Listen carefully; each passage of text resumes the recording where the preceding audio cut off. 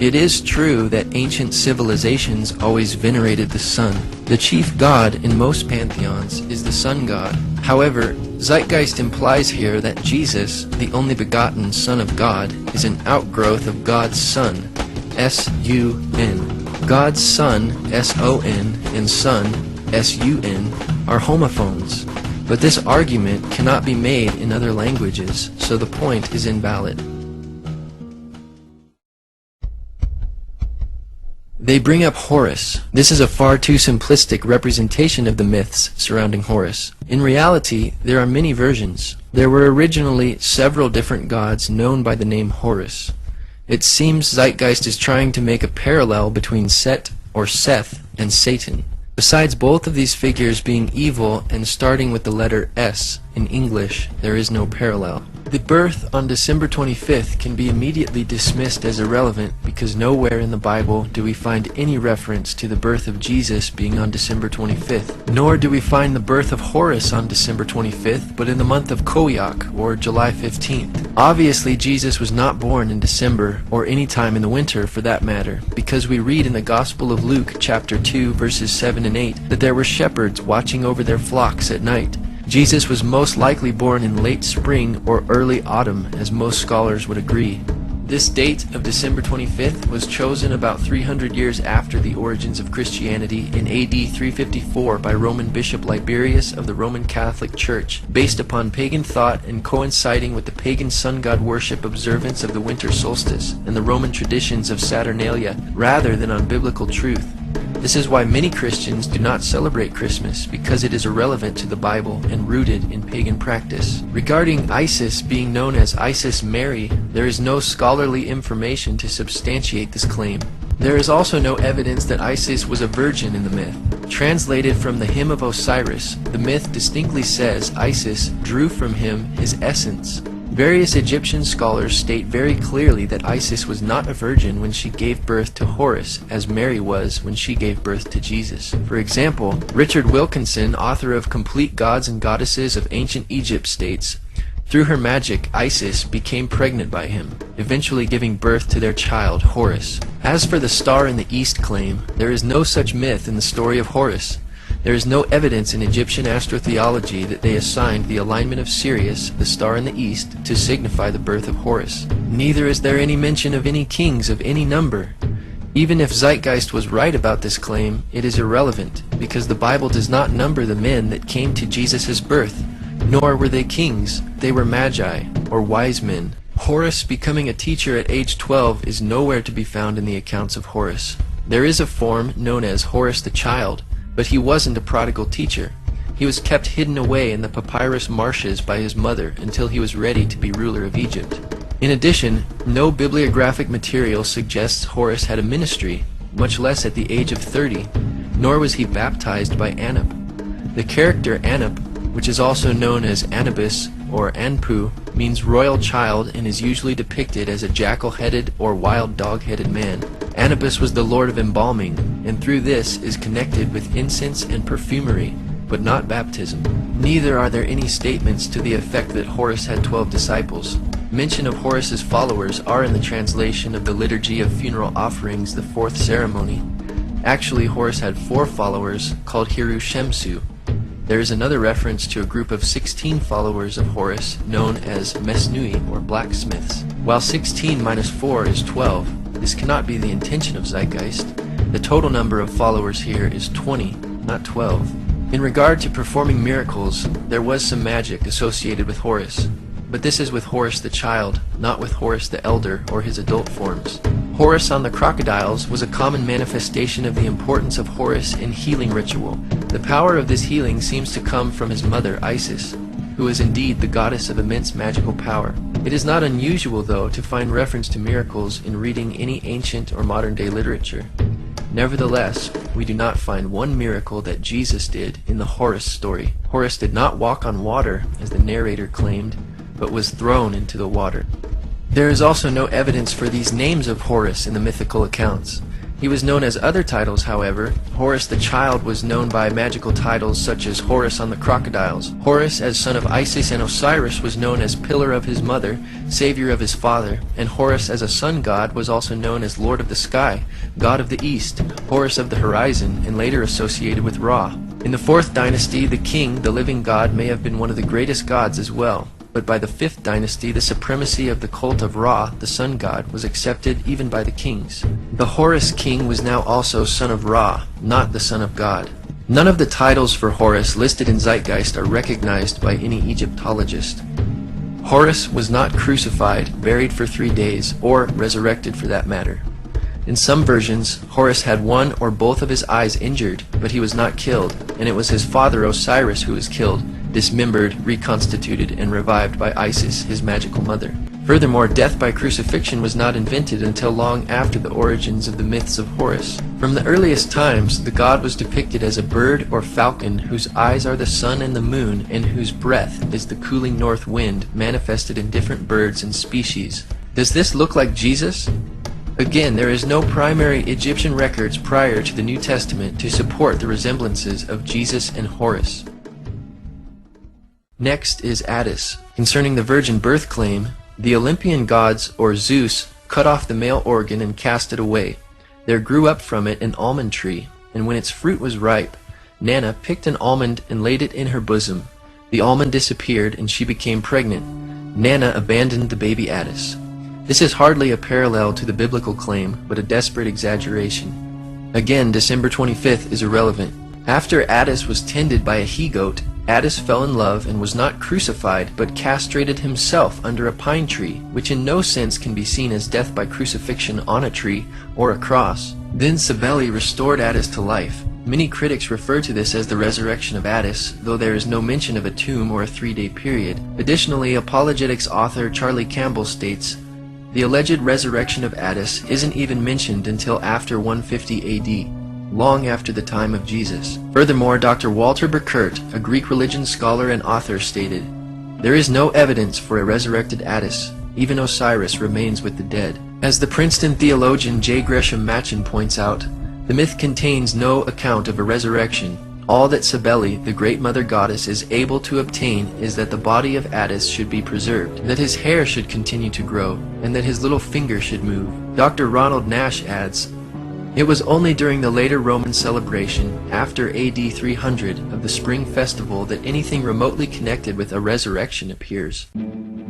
Concerning Krishna, in Joseph Campbell's book Occidental Mythology, page 342, he stated, Krishna, whose terrible uncle Kansa was the tyrant king, the Savior's mother Devaki was of royal lineage, the tyrant's niece, and at the time when she was married, the wicked monarch heard a voice mysteriously, which let him know that her 8th child would be his slayer. He therefore confined both her and her husband in a closely guarded prison where he murdered their first 6 infants as they came. According to this story, the mother Devaki had 7 children before Krishna was born. This would not make Devaki a virgin. Distinguished professor of Hinduism in India, Vasudha Narayana, PhD, University of Bombay, said, I've never heard of Krishna being born of a virgin, either through Sanskrit or vernacular texts, or even folklore. And born on December 25th, wow. The text says explicitly he was born on the 8th day of the waning moon in the month that now comes between approximately August 15th and September 14th. I can't imagine why people would sit back and cook up all these conspiracies. The only mention of stars in Krishna's birth within Hindu literature is in the Bhagavata Purana, chapter 10, 3, 1-5. Then there was the supreme hour, all auspicious and most suitable, with the constellation of Rahini rising, and all the stars and planets in a favorable position. Everywhere was peace. The multitude of stars twinkled in the sky, and cities, towns, pasturing grounds, and mines were at their best. The minds of the saintly, oppressed, as they had been by the Asura, Kamsa and his men, turned perfectly contented when in that situation the kettle drums together resounded with the unborn one to be born. Twinkling stars in the sky are far from the biblical account of a star in the east signaling Jesus' birth. In the film Zeitgeist, author Edward Carpenter is cited for providing this information on Krishna's supposed miracles and resurrection. Carpenter, in his book Pagan and Christian Creeds, stated, to go into the parallelism of the careers of Krishna, the Indian sun god, and Jesus would take too long, because indeed the correspondence is so extraordinarily elaborate. He then cites Robertson's Christianity and Mythology as a reference. Then Robertson transcribes the outline of the well-known Krishna saga as follows. The son of Devaki, the two brothers grew up in the midst of the shepherds, slaying monsters. Arrived at adolescence, the two brothers put to death Kamsa, and Krishna became king. He continued to clear the land of monsters. After having been present at the death of his brother, he himself perished, wounded in the heel by the arrow of a hunter.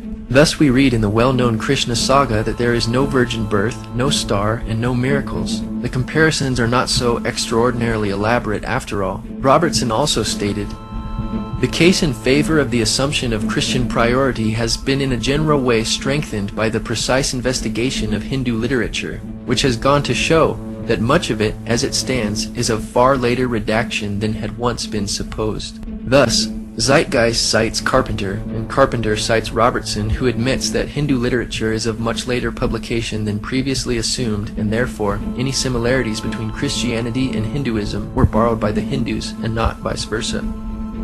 In the long Indian epic poem, the Mahabharata, Book 16, there is an account of the death of Krishna. It reads, having restrained all his senses, speech, and mind, Krishna laid himself down in high yoga. A fierce hunter of the name of Jara then came there, desirous of a deer. The hunter, mistaking Krishna for a deer, pierced him at the heel with a shaft and quickly came to the spot for capturing his prey. Coming up, Jara beheld a man dressed in yellow robes, wrapped in yoga, and endued with many arms. Regarding himself an offender, and filled with fear, he touched the feet of Krishna. The high-souled one comforted him, and then ascended upwards, filling the entire welkin with splendor. Krishna died and ascended, but there is still no resurrection, as claims Zeitgeist. It's hard to imagine how this blue Indian man could be mistaken for Jesus, or a deer for that matter. The only similarity we have here is an ascension, which is not even mentioned in Zeitgeist. Even if you do want to take Zeitgeist's premise that the ascension account might have been borrowed, then who borrowed from who? The earliest testimony for the complete text of the Mahabharata dates to the 1st century AD by the Greek sophist Dion Chrysostom. The available accounts of Dionysus' birth indicate that Dionysus was not born of a virgin. In the best-known myth, Dionysus was born through an affair between Zeus and a princess. In another version, Zeus mated with his daughter Persephone, and she bore Dionysus. Dr. Edwin Yamauchi, professor of history at Miami University, confirms, there is no evidence of a virgin birth for Dionysus. As the story goes, Zeus, disguised as a human, fell in love with the princess Semele, the daughter of Cadmus, and she became pregnant. Also, not only is December 25th irrelevant to Jesus' birth, there is also no reference to Dionysus being born on December 25th in any scholarly literature. Even some of Zeitgeist's sources, Timothy Freke and Peter Gandy, note that Dionysus' birth was celebrated on January 6th by some in Alexandria, which makes it of no relevance for copycat claims. Indeed, Dionysus was a traveling teacher. At any rate, this is a vague similarity that could be found in most ancient and modern literature concerning any figure with a message to share with others. But there are differences as well. Dionysus wandered the world accompanied with wild women, flush with wine, shoulders draped with fawn skin, whereas Jesus traveled the limited area surrounding Jerusalem, providing moral teachings. Though there are accounts of Dionysus filling empty vessels with wine, there is no reference to Dionysus turning water into wine, as Zeitgeist claimed. And it is not surprising that Dionysus performed miracles involving wine, since he was the god of wine. One historical study explains, the ancient literature says that there was a spring with clear, sparkling, wine-colored water, very pleasant-tasting water in which the newly born Dionysus was bathed. Also, a spring in the temple flowed with wine. At Elis, the priests of Dionysus placed 3 large empty cauldrons in a sealed room to find them filled with wine when they returned the next day. However, from these references it is obvious that there are significant differences between the Dionysus legend and the story in John 2. The spring flowed with water, and the one at Andros flowed with wine, not wine that had once been water. And the empty cauldrons in the Elis temple were filled with wine rather than water subsequently changed into wine. Key elements in John's story.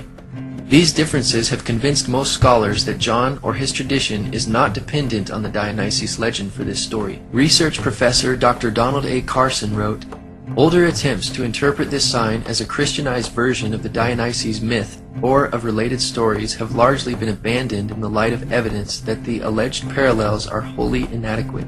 Zeitgeist's source for these titles of Dionysus, Acharya S., only says he was considered the only begotten son, Alpha and Omega, etc., not that he actually was known by these titles. She has absolutely no source for the title King of Kings, which is a generic term in the first place, and secondly does not even suit Dionysus, since Zeus was the head god according to mythology.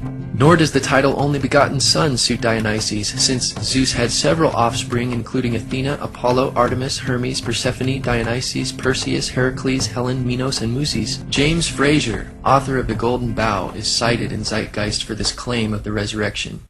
With such an array of options, it may be no surprise that at least one variation bears a superficial resemblance to what happened to Jesus. Still, this vague description does not match with the Jewish concept of resurrection. You're going to have to give me a date for the earliest inscription, because Dionysus, I don't know anybody who thinks Dionysus is pre-Christian, not the resurrection portion. Okay, well, all I can tell you is that the myth is that he is torn apart by the Titans, eaten, and he is raised from the dead. But what is the date? I don't know the date of the, as I said, of the original, as far as any writings we have. But I know that with the myths, the Greek myths, most of our Greek myths, we do have from later collections, except we know they were told earlier because we have the vase paintings depicting them going way back in time. But the question is there a resurrection? And since we don't have any resurrection predating the 2nd century, all the way to the 4th century are the earliest ones, 2nd to 4th, we can say, well, maybe there's a resurrection there, but there's no data. Even Tim Callahan, the skeptic you just saw defending Dionysus, admits there is no crucifixion.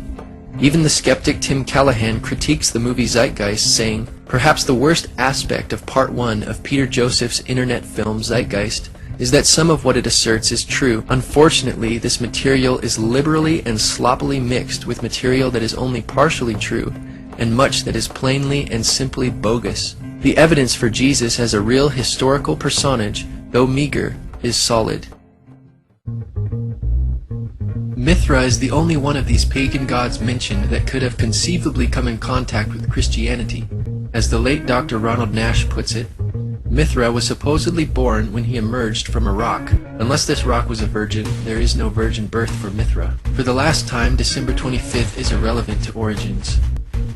The claim of Mithra having 12 disciples comes from Zeitgeist sources, Acharya S., Timothy Freak, and Peter Gandy, yet there is no documentation for this claim in their books. Acharya S., Timothy Freak, and Peter Gandy now acknowledge that they got this idea of 12 disciples from a scene where Mithra is framed by 2 vertical rows of 6 pictures of what seems to be human figures and Mithra in the middle. The reliefs come from the 2nd century AD. Even if these reliefs were dated prior to Christianity, the Iranian Mithras had a single companion, and the Roman Mithra had 2 helpers, which were tiny torch-bearing likenesses of Mithra himself. Mithra also had a number of animal companions, a snake, a dog, a lion, a scorpion, but not 12 of them. Mithra did perform a number of actions rather typical for any deity worldwide, true or false, and in both his Iranian and Roman incarnations. It must be remembered, however, that some general similarities would normally apply to any religious leader. However, these are not objects that require some theory of dependence. Besides, the mysteries were not practiced until the 1st century AD, and Mithraism reached the height of its popularity around the 3rd and 4th centuries, when it was particularly popular among the soldiers of the Roman Empire. But that rules out the possibility of influence on Christianity.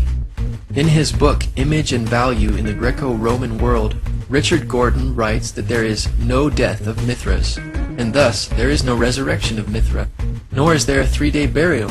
Zeitgeist sources, Freak and Gandy, claim that the Mithraic initiates enacted a similar resurrection scene, but their only reference is post-Christian Tertullian's Prescription Against Heretics, chapter 40, which is also quoted in the Zeitgeist addendum. In context, this in no way proves Zeitgeist's point, because Tertullian was explaining how Mithraic practices, which were introduced into Roman culture after Christianity, copied Christianity. Mithraic practices were not even in existence in the 1st century when Christianity began, but they were beginning to emerge in Tertullian's time and apparently copying Christian and Jewish beliefs. The complete passage reads, "The devil, of course, to whom pertain these wiles which pervert the truth, and who by the mystic rites of his idols vies even with the essential portions of the sacraments of God, he too baptizes some, That is, his own believers and faithful followers, he promises the putting away of sins by a layer of his own. And, if my memory still serves me, Mithra there, in the kingdom of Satan, sets his mark on the foreheads of his soldiers, celebrates also the oblation of bread, and introduces an image of a resurrection. Therefore, in the very source cited by Zeitgeist and freaking Gandhi, Mithra celebrates and introduces an image of a resurrection, which can hardly be seen as a resurrection of Mithra, or for Mithraic initiates. Additionally, Tertullian's writing is significantly after the New Testament times. Dr. Ronald Nash affirms, "No claim can be made that Mithras was a dying and rising god. The tide of scholarly opinion has turned dramatically against attempts to make early Christianity dependent on the so-called dying and rising gods of Hellenistic paganism.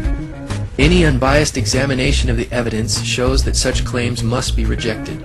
Sunday worship only appears in Roman Mithraism, and Acharya S. is apparently assuming that what held true for Roman Mithraism also held true for the Iranian Mithraism, but there is no evidence for this idea.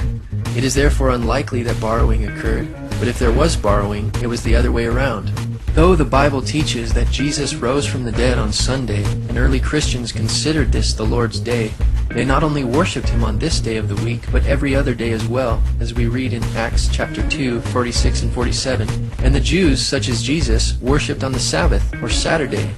In the early 4th century, it was Constantine of the Roman Catholic Church who paganized the meaning of Sunday. His Sunday law of March 7th, AD 321 read, "On the venerable day of the sun, let the magistrates and people residing in the cities rest, and let all workshops be closed." Mithraism could not have influenced the Gospel writers because it was not even known to the Roman world at the time of early Christianity. The Encyclopedia Britannica states, "There is little notice of the Persian god Mithra in the Roman world until the beginning of the 2nd century, but from the year AD 136 onward, there are hundreds of dedicatory inscriptions to Mithra. Roman Mithraism was practically a new creation, wrought by a religious genius who may have lived as late as AD 100. We must assume that the pagan gods which Zeitgeist gives examples for are the ones for which they have the best documentation and evidence. As the viewer has seen, the examples given by Zeitgeist are not impressive. Taken together with all the debunked information, the parallels Zeitgeist presented in no way explains causation for Christianity. Before AD 100, all of the mystery religions were still mostly confined to localities, but after AD 100, they gradually began to attain popularity throughout the Roman Empire. Many writers used the late source material produced in this period after AD 150 to form reconstructions of what they think the cults must have been earlier to their spread in the Roman Empire. All of these sources and authors cited for these claims in the film Zeitgeist are not original primary sources, nor do they cite such primary or original material in their bibliographies. Even the majority of atheists and non-Christian scholars have rejected the idea that Christianity has been borrowed from ancient myths, including the well-respected Sir Edward Evans Pritchard, who wrote, "The evidence for this theory is negligible."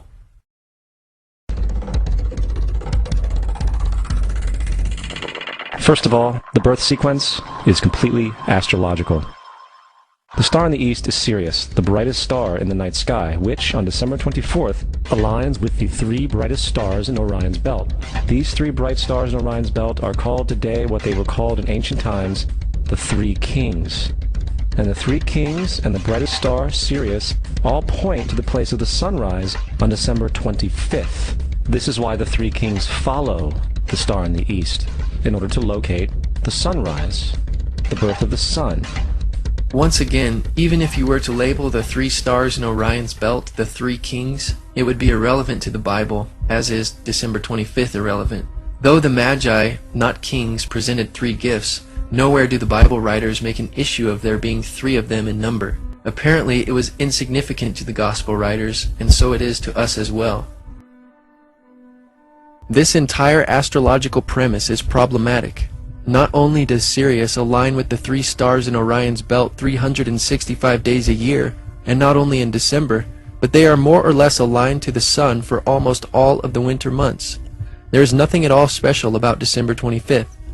In fact, it is by December 25th that Orion is almost totally below the horizon.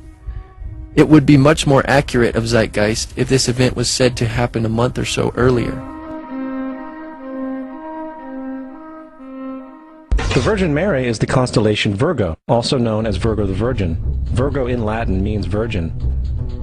Virgo is also referred to as the house of bread, and the representation of Virgo is a virgin holding a sheaf of wheat. This house of bread and its symbol of wheat represents August and September, the time of harvest. In turn, Bethlehem in fact literally translates to house of bread. Bethlehem is thus a reference to the constellation Virgo, a place in the sky, not on earth. Bethlehem indeed means house of bread. Nevertheless, there is no basis for concluding that Bethlehem was a fictitious place which was fabricated based upon the constellation Virgo in the sky. The existence of Bethlehem is attested by biblical and extra-biblical sources. First, Old Testament authors prior to the 1st century mention Bethlehem. Also, the Jewish historian Josephus mentions Bethlehem as the location where King David was anointed to be future king of Israel. J.B. Hennessy reports of the archaeological evidence demonstrating that Bethlehem was inhabited during the Iron Age and the 1st century. He recorded, "Perhaps most important has been the isolation in 1969 of the Iron Age tell. The limits of the Iron Age occupation, while not entirely clear, appear to be on the flat surface of the slopes immediately beneath the basilica and to the east. The work was carried out by Israel Archaeological Society. Bethlehem appears to have been a major area of occupation from the Paleolithic period." Former astrologer and author of Spellbound, The Paranormal Seduction of Today's Kids, Marcia Montenegro wrote, "You can't just make a story out of names like Virgo, Leo, Taurus, etc. And why doesn't the story begin with Aries? If it did, then Leo comes before Virgo. Yet Leo is supposedly Jesus, the Lion of Judah. It seems it would come after Virgo, not before, in a story." There's another very interesting phenomenon that occurs around December 25th, or the winter solstice. From the summer solstice to the winter solstice, the days become shorter and colder. And from the perspective of the northern hemisphere, the sun appears to move south and get smaller and more scarce. The shortening of the days and the expiration of the crops when approaching the winter solstice symbolize the process of death to the ancients. It was the death of the sun. And by December 22nd, the sun's demise was fully realized. For the sun, having moved south continually for 6 months, makes it to its lowest point in the sky. Here a curious thing occurs. The sun stops moving south, at least perceivably, for 3 days. And during this 3-day pause, the sun resides in the vicinity of the Southern Cross, or Crux, constellation. And after this time, on December 25th, the sun moves 1 degree, this time north, foreshadowing longer days, warmth, and spring. Anybody with a simple astrology program can confirm for themselves that during the lifetime of Jesus, or in any other time for that matter, that when the sun rises, it is nowhere near the Southern Cross. The idea that the sun rises in the Southern Cross constellation is ridiculous. Dr. Noah Swerdlow is professor of astronomy and astrophysics at the University of Chicago. He also specialized in the study of the practice of astronomy in antiquity through the 17th century. He states, "That crux, the Southern Cross, was not recognized as a separate constellation in antiquity, because, as seen from the Mediterranean, it is low on the southern horizon and is surrounded on 3 sides by the stars of Centaurus, which is a large prominent constellation, and the 4 bright stars of Crux are included as stars of Centaurus in Ptolemy's star catalog. It is only when you go farther to the south, so that the Crux is higher in the southern sky, that it becomes prominent as a group of stars by itself, so its recognition had to wait until the southern voyages of the 16th century. Thus, the Southern Cross was not even discovered or recognized until the 16th century, long after the 1st century writers of the New Testament." And thus it was said, "The Son died on the cross, was dead for 3 days, only to be resurrected or born again." Christians have never said anything like this, that the Son, S-U-N, died on the cross. Maybe Peter Joseph wants us to think ancient religions said this, but they did not either, and there is likewise no reference or source for such a saying. Now, probably the most obvious of all the astrological symbolism around Jesus regards the 12 disciples. They are simply the 12 constellations of the zodiac, which Jesus, being the sun, travels about with. The source for this claim is author and skeptic Acharya S., who alleges the sun's followers or disciples are the 12 signs of the zodiac, through which the sun must pass. But Jesus did not pass through his 12 disciples in any fashion similar to the zodiac. If the Bible was based off the zodiac, we would expect to see the similar movement of Jesus through the disciples. Furthermore, the 12 disciples were most certainly assigned by Jesus because of the 12 tribes of Israel, which Zeitgeist also alleges is symbolic of the zodiac. But the book of Genesis was written approximately in 1000 BC and contains the story of the 12 tribes of Israel, which would have occurred even earlier. The division into the 12 zodiacal signs did not occur until the Babylonians made the divisions in the 5th century BC. Therefore, reading astrology into the 12 tribes upon which the apostles of Jesus were based is impossible, because the 12 tribes existed long before the division of the 12 signs of the zodiac. Astronomer J. Pasakoff confirms, the Babylonians divided the zodiac into 12 constellations in the 5th century BC. So the only evidence that remains for this claim is the number 12. If we want to accept their allegations on this, however, we also need to accept that Dunkin' Donuts is owned by an astrologer, since you get a discount when you buy a dozen donuts. Grocery stores are also owned by astrologers, since they sell you eggs by the dozen. Even our legal system must be influenced by astrology, since there are 12 jurors. Unlike fictitious myths and legends associated with astrology, we have much historical evidence that the 12 apostles were indeed real historical people. For example, in 95 AD, Clement wrote, Peter, through unrighteous envy, endured not one or two, but numerous labors when he had at length suffered martyrdom, departed to the place of glory due to him. In fact, the number 12 is replete throughout the Bible. First of all, Zeitgeist stacks this list of 12s by repetitions to make it look more impressive than it actually is. The 12 tribes of Israel, 12 sons of Jacob, and 12 great patriarchs are all the same 12. There is no difference. There are 12 judges of Israel if one was to count, but the Bible never makes any issue or significance out of it. There are actually 17 Old Testament prophets, not 12. Zeitgeist missed this figure by 5. One can only wonder where they got the idea of there being 12 kings of Israel. If referring to the northern kingdom of Israel, there were 19 kings, and there were also 19 kings in the southern kingdom plus 1 queen. This is not including the 3 kings of Israel before the kingdom was divided. If you add these numbers together, you do not get 12. If you subtract, multiply, or divide these numbers, you cannot get 12. And no mention or reference is made in the Bible to 12 princes. If the king's sons are in view here, then Zeitgeist is way off, for many of the 41 kings had numerous sons, like King Ahab, for example, had 70 sons. Coming back to the cross of the zodiac, the figurative life of the sun, this was not just an artistic expression or tool to track the sun's movement. It was also a pagan spiritual symbol, the shorthand of which looked like this. This is not a symbol of Christianity. It is a pagan adaptation of the cross of the zodiac. What Zeitgeist refers to as the cross of the zodiac is actually the wheel of the zodiac, which has no relationship to a Roman crucifixion, the way in which Jesus was killed. To extrapolate 2 perpendicular lines from the zodiac wheel and conclude that Romans used this as their motivation to crucify criminals is preposterous. It was not until Christianity became paganized by Roman Catholicism that the cross image came to be thought of as a Christian symbol. Crosses in churches were introduced in AD 431, and the uses of crosses in steeples came about in AD 586. Now, the Bible reflects, broadly speaking, a symbolic movement through 3 ages while foreshadowing a 4th.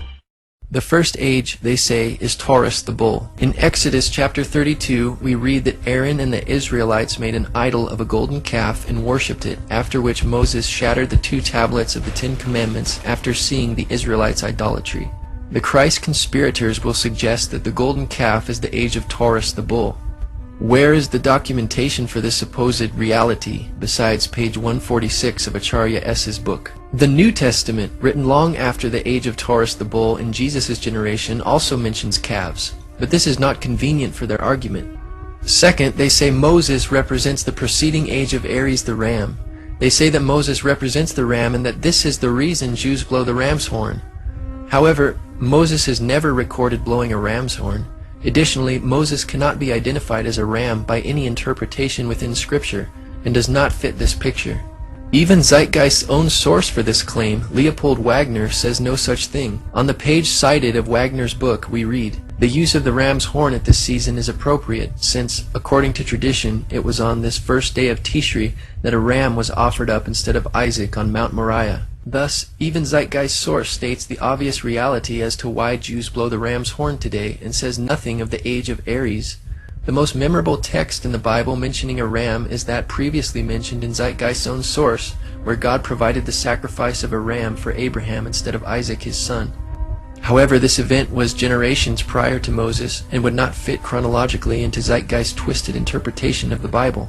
The third symbolic age allegedly is the age of Pisces, the two fish. They claim that because Jesus fed 5,000 people with bread and 2 fish, and because Jesus befriended 2 fishermen who followed him, that this must be symbolic of the age of Pisces. Actually, 4 of Jesus' disciples were fishermen, not just 2.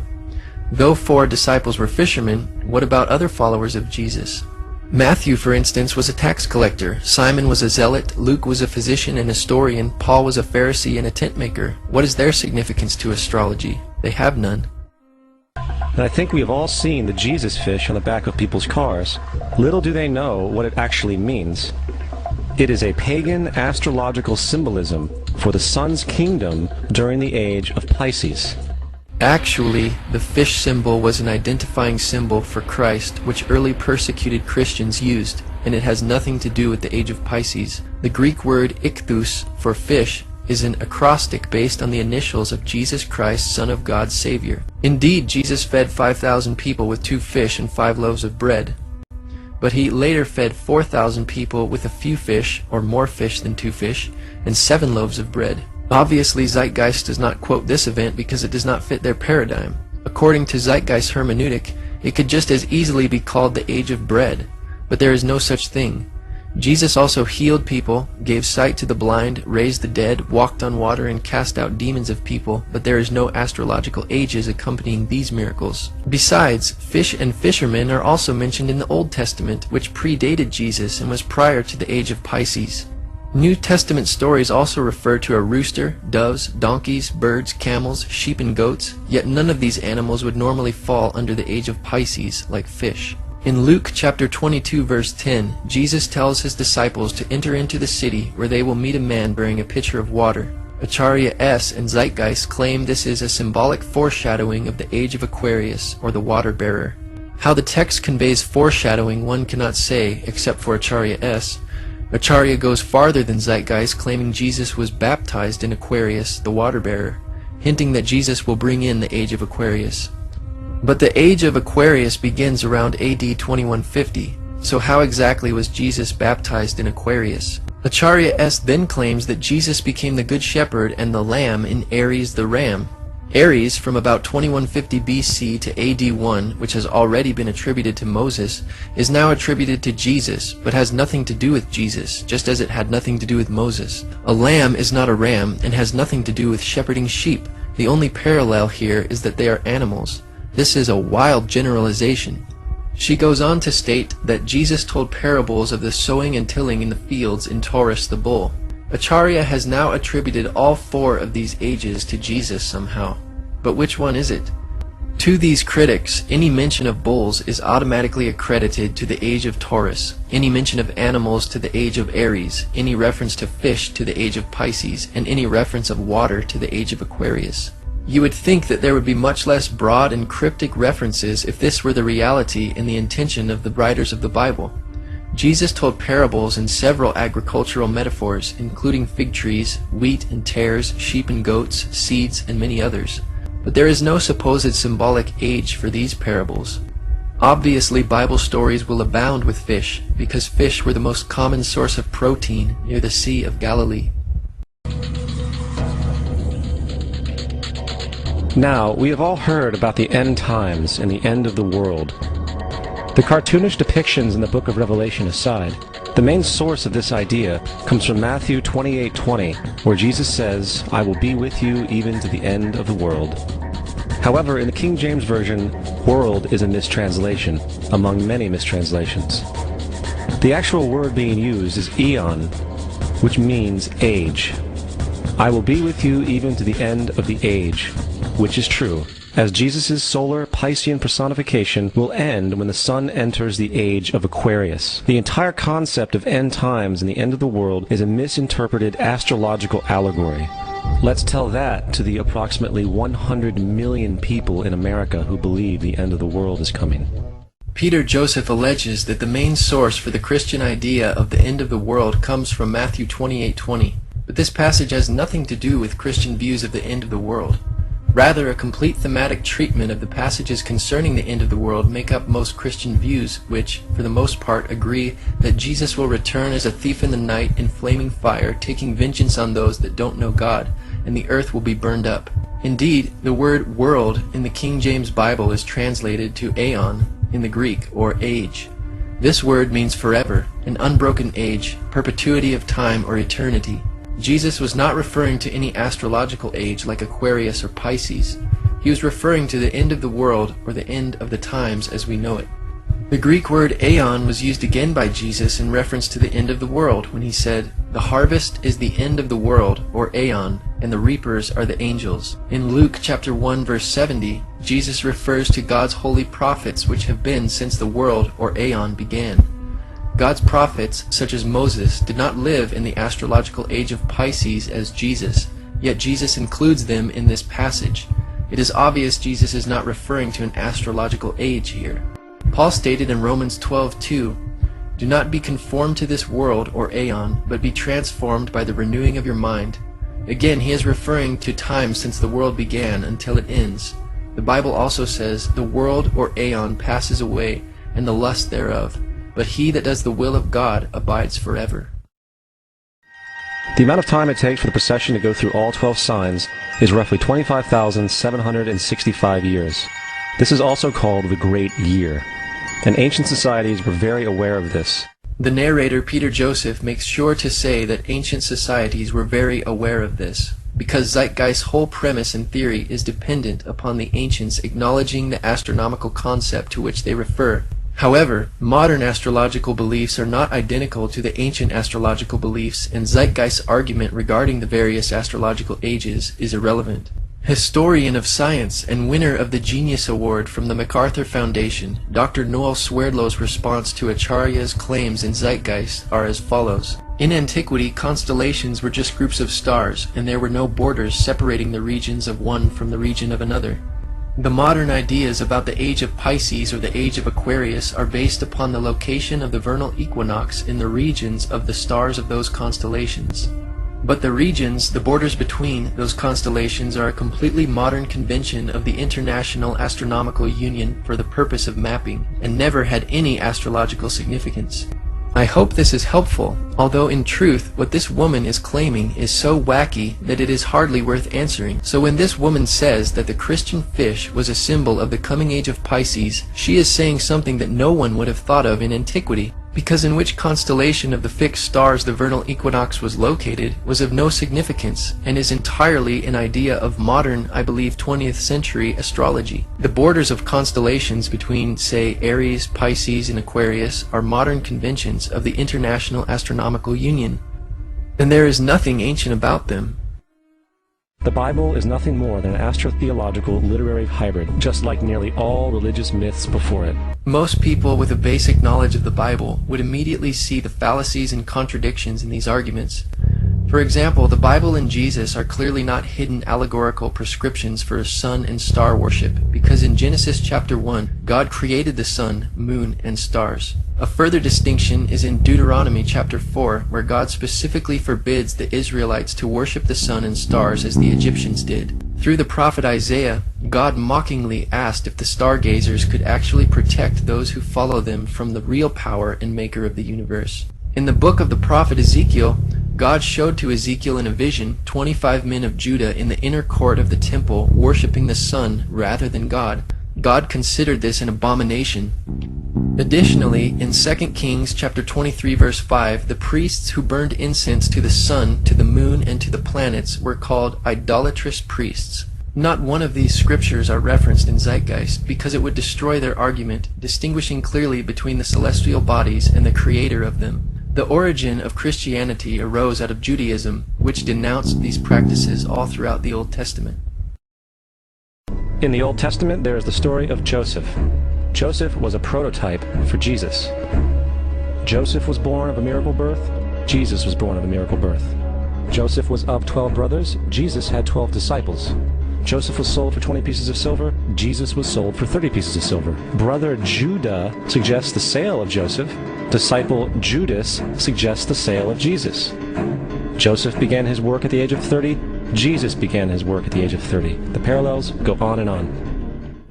Here, Zeitgeist's case is very misleading. Though God opened Rachel's womb, it's difficult to consider the birth of Joseph a miracle birth like that of Jesus, who was divine and born of a virgin. Indeed, Jesus had 12 disciples, but Joseph only had 11 brothers. There is no parallel. Though Judah suggested the sale of Joseph, it was Midianite merchantmen that sold Joseph to the Ishmaelites as a slave.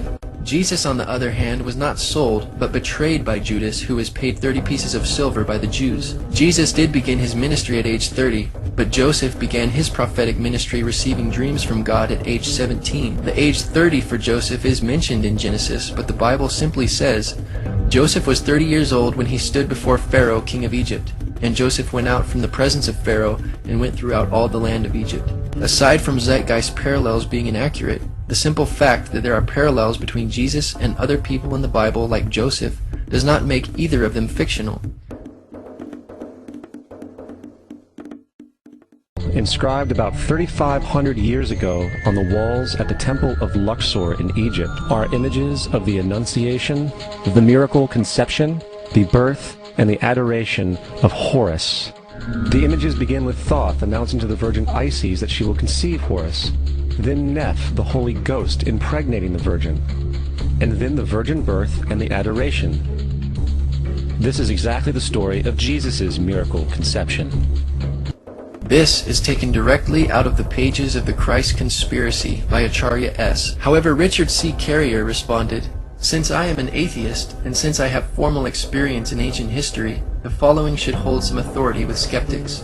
The Luxor inscription does not depict impregnation by a spirit, but involves very real sex, and the woman involved is the mythical queen of Egypt in an archetypal sense, not Isis per se. Several things are very clear from the written narrative. The adoration scene only involves important state officials, not kings or magi. Understanding their background and cultural and historical context is helpful and necessary, but it doesn't lead to any plagiaristic scandal of the sort Acharya S. wants there to be." In regard to the inscription and Zeitgeist interpretation, researcher Keith Thompson contacted John Baines, professor of Egyptology at Oxford University, who stated, "The reliefs you mentioned show the conception and birth of the future king after the creator god. Amun-Ra has taken on the form of the existing king to impregnate the queen. There are links, but they are very far apart. Your source is a very long way off that, and several of the statements it makes are wrong." Dr. Janet Johnson, professor of Egyptology at the University of Chicago, stated, "The scene showing the god Amun visiting the queen mother to impregnate her with the future ruler, in this case Queen Hatshepsut, a Christian interpretation just doesn't work." When contacted about the film Zeitgeist, Victor Blunden of Universities of Manchester and Liverpool and of Ancient Egypt magazine said, "I have heard mention of this film before, and though I haven't seen it myself, I understand that it contains many misinterpretations and distortions of the actual Egyptian textual and relief material to get its message across. Egyptian kings were believed to be semi-divine beings, the son of an Egyptian god by a human mother. Thus the relief refers to the king Amenophis III and not to Horus, though kings could sometimes be said to be the incarnation of the gods, due to another Egyptian myth. This is where the confusion may have come in. The reliefs actually refer to the conception of the king, showing he was born of a human mother, the queen of Egypt, by the god Amun. It was not seen as an immaculate conception, as the queen was impregnated by the god Amun. This is not the virgin Isis, but the queen of Egypt depicted, and by this time she was not a virgin as she had sex. The second scene clearly shows a pregnant Queen Matumiya standing between the two Egyptian gods. The scene generally show the baby infant being presented to the other Egyptian gods and finally being presented to the god Amun, who acknowledges that the child is his true son. Thus the interpretation of this scene by the film Zeitgeist appears totally wrong, as it imposes Christian values interpretations on a typical scene showing the divine conception of an Egyptian king. The god Horus is not mentioned here. Isis is not depicted as far as I can see. There are no three kings or magi bearing gifts. which is total fabrication and quite out of context in the Egyptian myth. Scholars disagree with Zeitgeist, which in this case quotes Gerald Massey as their source, a self-taught Egyptologist and practicing Druid. Zeitgeist flashes a long list of quote-unquote staggering claims faster than the viewer can even read them all. If the movie is slowed down, however, we notice that many of these claims were mentioned earlier and thoroughly refuted in the Horus section. Not only are most of these similarities wild conjectures, many of them are not even in the Bible. Actually, the list appears exactly as seen in Zeitgeist with no sources whatsoever in the appendix of Gerald Massey's book, Ancient Egypt, The Light of the World. For example, they say, the two mothers of child Horus, who were sisters, equals the two mothers of child Jesus, who were sisters. Nowhere does the Bible even allege that Jesus had two mothers. Zeitgeist and Massey claim that Joseph, Mary, and Jesus are said to be the Christian Holy Trinity, but the Bible very clearly speaks of the Father, Son, and Holy Spirit as the Holy Trinity. There is also references completely foreign to the Bible, such as a scribe named Hermas, Jesus as the bearded Sophia, Charis, the female Christ, and Jesus speaking brutally to his mother. They say there are 7 gifts of the Holy Spirit. Actually, there are more than 7 in the Bible. Then they mention the 7 doves of the Holy Spirit, which is also completely alien to the Bible. Not only are these Egyptian Christian parallels far-fetched, but many of them are not even found in the Bible. The concept of the Great Flood is ubiquitous throughout the ancient world, with over 200 cited claims in different periods and times. However, one need look no further for a pre-Christian source than the Epic of Gilgamesh, written in 2600 BC. This story talks of a great flood commanded by God, an ark with saved animals upon it, and even the release and return of a dove, all held in common with the biblical story, among many other similarities. The many similarities between the flood account in the Epic of Gilgamesh and the biblical account in Genesis point to a common source, but there are also significant differences. While Moses lived long after the flood and wrote Genesis around 1450 to 1410 BC, he was acting as the editor of much older sources. Unlike the Epic of Gilgamesh, God gave Noah specific instructions mentioning real historical landmarks in Genesis 10:19. Many cultures throughout history have repeated the concept of a great flood. In the Genesis account, God gives Noah specific dimensions for the building of the ark, and this is the fashion which thou shalt make it of. The length of the ark shall be 300 cubits, the breadth of it 50 cubits, and the height of it 30 cubits. According to David Collins, a naval architect, not even a 210-knot wind, 3 times hurricane force, could overcome this structure which God commanded Noah to build. Contrast this to the boat in the Epic of Gilgamesh, which was a huge cube. The Epic of Gilgamesh reads, 10 dozen cubits the height of each of her walls, 10 dozen cubits each edge of the square deck. I laid out the shape of her sides and joined her together. I provided her with 6 decks, dividing her thus into 7 parts. It's difficult to imagine of a more ridiculous design for a ship. When examined with greater scrutiny, the worldwide flood legends, such as the Epic of Gilgamesh, do not compare to the historical Genesis account. Far from disproving the biblical account of the flood, the parallels between the Epic of Gilgamesh and the flood account in Genesis, along with many other parallels, history, lend credibility to the fact that a massive flood occurred just as the Bible describes, and other cultures have preserved the fact that there was indeed a great flood, as the Bible says. And then there is the plagiarized story of Moses. Upon Moses' birth, it is said that he was placed in a reed basket and set adrift in a river in order to avoid infanticide. He was later rescued by a daughter of royalty and raised by her as a prince. This baby in a basket story was lifted directly from the myth of Sargon of Akkad of around 2250 BC. Sargon was born, placed in a reed basket in order to avoid infanticide, and set adrift in a river. He was in turn rescued and raised by Aki, a royal midwife. First of all, the time of Moses and his 5 books, including the book of Exodus, have been dated around 1400 BC, while the initial date range of the Sargon legend is anywhere between 2039 and 627 BC, not 2250 BC as Zeitgeist claims. Brian Lewis's The Sargon Legend, published from the American Schools of Oriental Research, said that the Sargon story lacks any obvious grammatical, lexicographical, or philological feature that would allow a precise dating. Lewis offers the suggestion that the story was written in the reign of Sargon II, a much later king who was possibly a usurper, to legitimate his own rule. In favor of a late date of the Sargon story are Neo-Assyrian orthographic forms, idiomatic expressions attested only in a later period, and the mention of cutting roads with bronze or copper picks. In any event, there is no satisfactory reason to propose borrowing or fictionalization in either direction. Moses is known as the lawgiver, the giver of the Ten Commandments, the Mosaic Law. However, the idea of a law being passed from God to a prophet up on a mountain is also a very old motif. Moses is just another lawgiver in a long line of lawgivers in mythological history. In India, Manu was the great lawgiver. In Crete, Minos ascended Mount Dicta, where Zeus gave him the sacred laws, while in Egypt there was Meses, who carried stone tablets, and upon them the laws of God were written. Acharya S. is our source that notes the similarities between Moses, Manu, Minos, and Meses.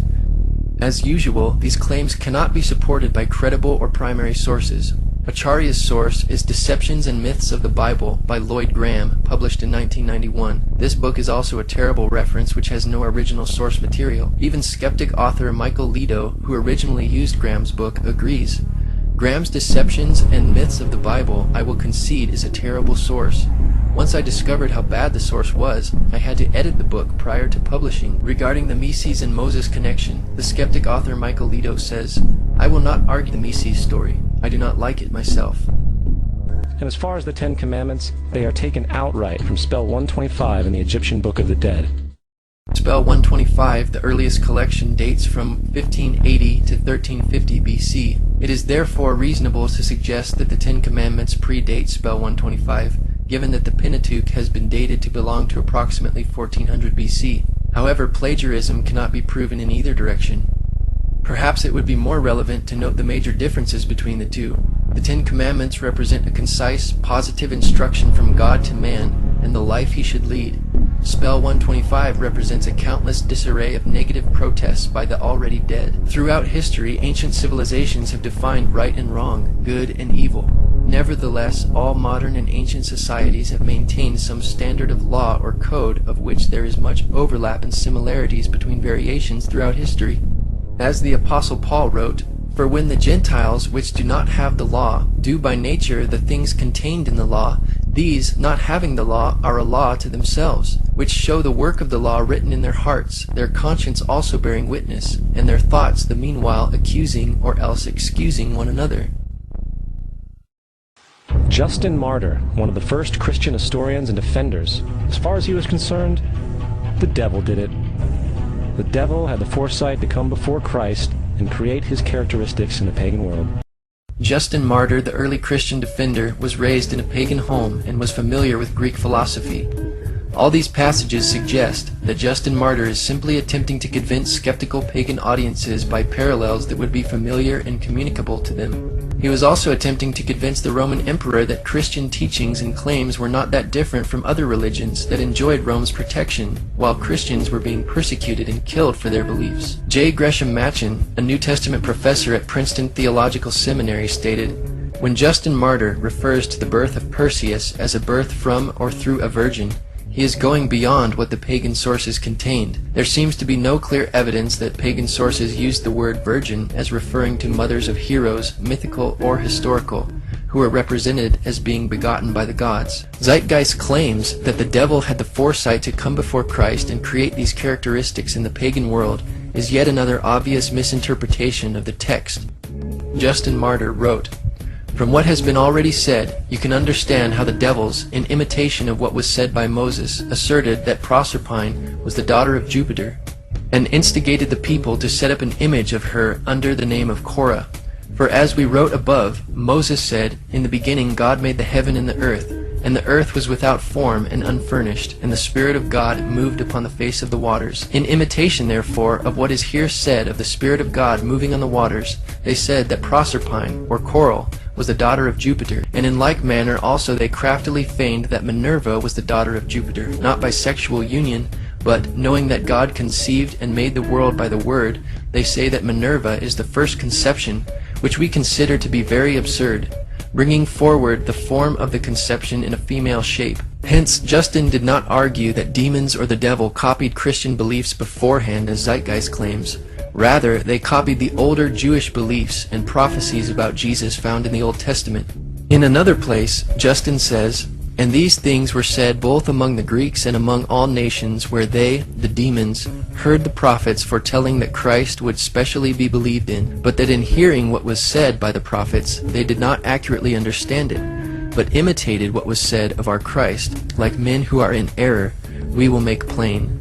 If Zeitgeist wants to cite Justin Martyr as an historical reference, it cannot be denied that Justin knew these parallels were hardly parallels at all, because he affirms that the greatest distinction of Jesus, his crucifixion, was not copied by the pagan myths, as Zeitgeist alleges. He said, "But in no instance, not even in any of those called sons of Jupiter, Zeus, did they imitate the being crucified, for it was not understood by them, all the things said of it having been put symbolically." Justin also notes that no proof is offered for the Greek gods, because they were mythical, but Jesus was a historical person. He says, "But those who hand down the myths which the poets have made, adduce no proof to the youths who learn them, and we proceed to demonstrate that they have been uttered by the influence of the wicked demons, to deceive and lead astray the human race." Furthermore, is there any non-biblical historical evidence of any person living with the name Jesus, the son of Mary, who traveled about with 12 followers, healing people and the like? There are numerous historians who lived in and around the Mediterranean, either during or soon after the assumed life of Jesus. How many of these historians document this figure? Not one. However, to be fair, that doesn't mean defenders of the historical Jesus haven't claimed the contrary. 4 historians are typically referenced to justify Jesus' existence. Pliny the Younger, Suetonius, and Tacitus are the first 3. Unlike these mythical deities, the documentation for a historical Jesus is actually more compelling than the documentation for other ancient figures like Confucius and Buddha. Peter Joseph makes several false statements here. First of all, none of these historians mentioned were defenders of the historical Jesus. They were secular or non-Christian sources. In consideration of the lack of attention paid by the ancient Greco-Roman world to the humble beginnings of Christianity and Jesus, being a Jewish figure in a remote location on the eastern frontier of the Roman Empire, and was therefore of little interest to the Roman historians writing Roman literature, there is a considerable amount of historical evidence that confirms his existence. There are not just 4 historical references for Jesus' existence, as Zeitgeist boldly alleges, but in fact, 42 authors mention Jesus within 150 years of his life. On the contrary, only 10 authors mention Tiberius Caesar, the Roman emperor, during Jesus' ministry within 150 years of his life. If liberal scholars applied the same arbitrary standard of rejection of historical evidence to other ancient historical personages besides Jesus, such as Julius Caesar or Alexander the Great, they would be forced to reject all history as myth. It is for this reason the brilliant historian F.F. Bruce wrote, "The historicity of Christ is as axiomatic for an unbiased historian as the historicity of Julius Caesar." Tacitus was governor of Asia in AD 112 and was known as the greatest historian of ancient Rome. In his Annals of Imperial Rome, Tacitus wrote about Emperor Nero's persecution of the Christians. He says, "To suppress therefore the common rumor, Nero procured others to be accused, and inflicted exquisite punishments upon those people who were in abhorrence for their crimes, and were commonly known as Christians. They had their denomination from Christus, Christ, who in the reign of Tiberius was put to death as a criminal by the procurator Pontius Pilate. This pernicious superstition, though checked for a while, broke out again and spread not only over Judea, the source of this evil, but reached the city Rome also." Each one of their entries consists of only a few sentences at best, and only referred to Christus or the Christ, which in fact is not a name but a title. It means the Anointed One.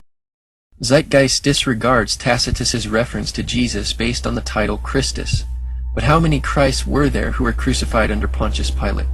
This witness directly corresponds to the gospel record of Jesus. Christus was Greek for Christ. These historical accounts do not only refer to Christ, as Zeitgeist alleges, but give us much more information, which also concludes that the Christus in view must be Jesus. For example, Such historical documents confirm that Jesus was executed as a criminal under the authority of Pontius Pilate, who ruled Judea and under the reign of Emperor Tiberius. History provides proof that the Christians who began in Judea spread through the Roman Empire and suffered great persecution for their faith, and that these Christians derived their worship and religion from the person known as Christ, or the Messiah. All of these details parallel the Gospel accounts, validating that Jesus is in view here. Suetonius was the official historian during the reign of both Emperor Trajan and Adrian. Speaking of the Emperor Claudius, who ruled from AD 41 to 54, he wrote, "He banished the Jews from Rome, who were continually making disturbances, Chrestus being their leader." The name Chrestus is another spelling for the name Christ, or Christus.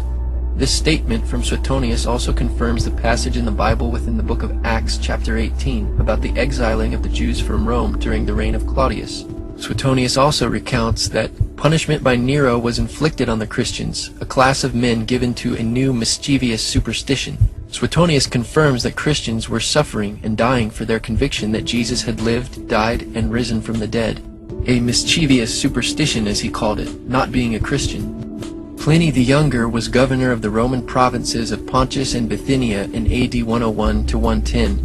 In a letter to the emperor, Pliny the Younger requested specific instructions about the interrogations of Christians whom he was persecuting.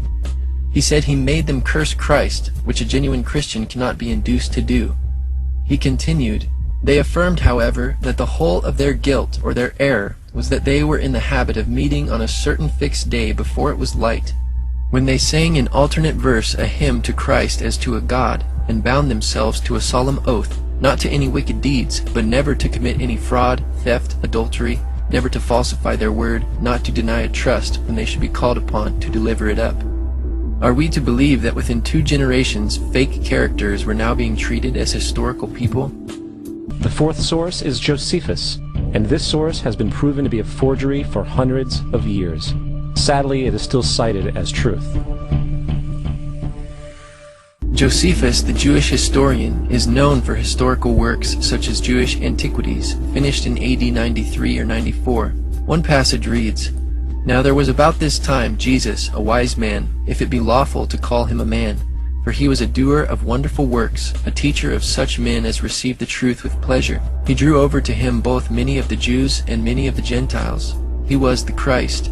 And when Pilate, at the suggestion of the principal men among us, had condemned him to the cross, those that loved him at the first did not forsake him, for he appeared to them alive again the 3rd day, as the divine prophets had foretold these and 10,000 other wonderful things concerning him. And the tribe of Christians so named from him are not extinct at this day." This is the passage that has raised heated debate among scholars because Josephus, a non-Christian Jew, makes statements about Jesus that an Orthodox Jew would not normally affirm. While some Christian additions may have been obviously foreign to the text, it still contains a great deal of historical truth that Josephus could have easily documented.